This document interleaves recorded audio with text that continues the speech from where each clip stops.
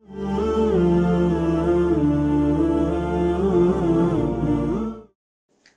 الله الرحمن الرحيم. لما رجع المصطفى صلى الله عليه وسلم من غزوة الخندق ووضع السلاح واغتسل، أتاه جبريل عليه السلام وقال له: قد وضعت السلاح، والله ما وضعناه، فاخرج إليهم. فسأله المصطفى صلى الله عليه وسلم: إلى أين؟ فأشار جبريل عليه السلام إلى المكان الذي سيخرج إليه. فأمر المصطفى صلى الله عليه وسلم مناديا ينادي في المسلمين ألا يصلي أحد العصر إلا هناك. ولما عزم المصطفى صلى الله عليه وسلم على الخروج، أمر علي بن أبي طالب أن يحمل اللواء وأن يكون في مقدمة الجيش حتى يصل إلى ديار ذلك الفريق من اليهود. ولما وصل علي بن أبي طالب إلى ديار هذا الفريق، غرز اللواء، فعرف ذلك الفريق من اليهود أنها الحرب. وكان من أهم أسباب تلك الحرب أو تلك الغزوة هو أن صنفا من اليهود كان قد نقض العهد الذي كان بينهم وبين المصطفى صلى الله عليه وسلم، وخانوا المسلمين في أحلك الظروف وأصعبها في أثناء حصار الأحزاب للمدينة، وتآمروا مع الأحزاب. لذا جاء جبريل عليه السلام يطلب من المصطفى صلى الله عليه وسلم الخروج لمحاربة هذا الفريق من اليهود. وحاصرهم المصطفى صلى الله عليه وسلم أكثر من 20 يوما حتى ضاق عليهم أمرهم وأجهدوا من الحصار، وقذف الله في قلوبهم الرعب، فقاموا بعدة محاولات للوصول إلى اتفاق مع المسلمين، ولكنها باءت كلها بالفشل. فطلبوا من المصطفى صلى الله عليه وسلم أن يحكم فيهم سعد بن معاذ، لأنه كان حليفا لهم في الجاهلية، وكان يرقد جريحا في فراشه، فحمله قومه وأتوا به إلى النبي صلى الله عليه وسلم، فحكم فيهم بقتل مقاتلتهم وسبي ذراريهم وتقسيم أموالهم. فأقره رسول الله صلى الله عليه وسلم على هذا الحكم، وقال له: قضيت بحكم الله يا سعد. فقسم المصطفى صلى الله عليه وسلم أموالهم في تلك الغزوة ونساءهم وأبناءهم على المسلمين، فكان للفارس 3 أسهم، وللفرس سهمان، ولفارسه سهم، وللراجل من ليس له فرس سهم. فما اسم تلك الغزوة، وفي أي عام كانت؟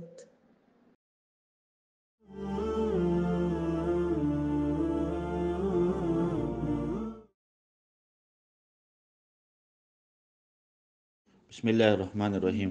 کله چې نبی علیہ السلام د خندق د جنگ نه فارغ شو او خپل کور ته واپس رالی، نو اسلحه کې خودله او د غسل کولو اراده وکړه. په دې کې جبریل راغلی او نبی علیہ السلام ته وفرمایل چې تا ولې اسلحه کې خودله، اوسه پورې خو لا جنگ ختم شوی نه دی. نو نبی علیہ السلام تپوس وکړو چې مونږ چرته ځو.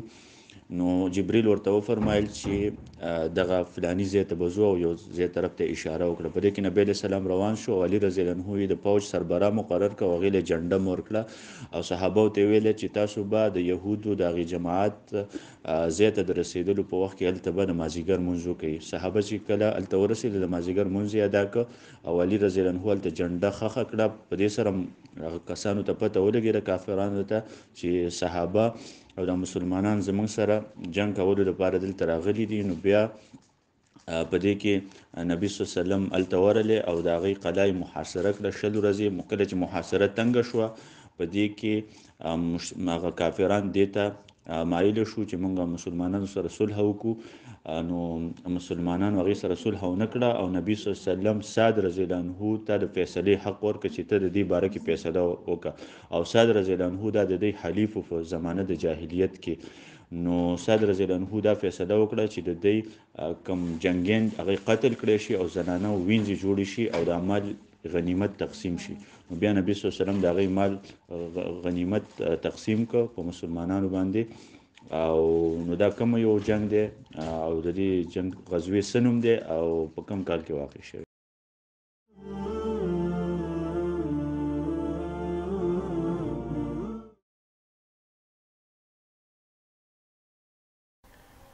بسم الله الرحمن الرحیم. السؤال الأول، जब नबी सल्लल्लाहु अलैहि वसल्लम ने खंदक से واپس آنے کے بعد اپنا اسلحہ رکھا اور غسل سے بھی فارغ ہو گئے تو جبریل علیہ السلام نے کہا کہ ہم نے تو اپنی جنگی اوزار ابھی تک نہیں اتارے ہیں، آپ نے کیوں اتارے ہیں؟ آپ صلی اللہ علیہ وسلم نے پوچھا کہاں جانا ہے؟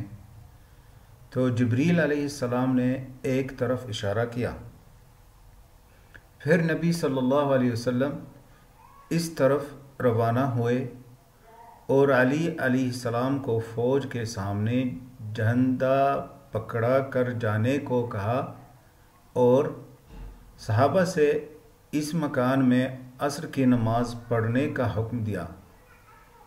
علی علیہ السلام نے وہاں پہنچنے کے بعد جھنڈا زمین میں نصب کر دیا، جس سے یہود کو پتہ چلا کہ مسلمان جنگ کے لیے آئے ہیں۔ یہود کی اس جماعت نے نبی صلی اللہ علیہ وسلم کے ساتھ مسلمانوں کے خلاف نہ لڑنے کا عہد کیا تھا، مگر انہوں نے عہد کی پاسداری نہ کی اور غزوہ خندق میں مشرکین کے ساتھ مل گئے تھے۔ یہ عہد شکنی ہی ان کے ساتھ جنگ کا سبب تھی اور انہوں نے انتہائی سخت جنگ اور نازک لمحات میں مسلمانوں کے ساتھ خیانت کی تھی۔ اس وجہ سے اللہ نے جبریل علیہ السلام کے ذریعے اپنے نبی کو ان کے خلاف لڑنے کا حکم دیا اور مسلمانوں نے 20 دن تک ان کے قلعوں کا محاصرہ کیے رکھا۔ جب وہ قلعہ میں حصار سے تنگ آ گئے تو انہوں نے نبی صلی اللہ علیہ وسلم سے بات چیت اور صلح کی بہت کوشش کی لیکن ناکام رہے۔ پھر انہوں نے سعد بن معاذ کو اپنے متعلق فیصلہ کرنے والا بنایا، کیونکہ وہ زمانہ جاہلیت میں ان کے حلیف تھے۔ سعد نے فیصلہ کیا کہ ان کے جنگجوؤں کو قتل کیا جائے، عورتوں کو لونڈیاں بنایا جائے۔ نبی صلی اللہ علیہ وسلم نے فرمایا کہ سعد نے اللہ اور اس کے رسول کے مطابق ہی فیصلہ کیا ہے۔ پھر آپ نے اس فیصلہ پر عمل درآمد کرایا۔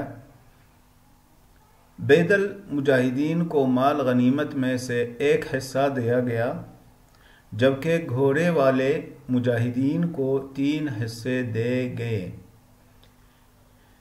یہ کون سا غزوہ ہے اور کس سن میں واقع ہوا؟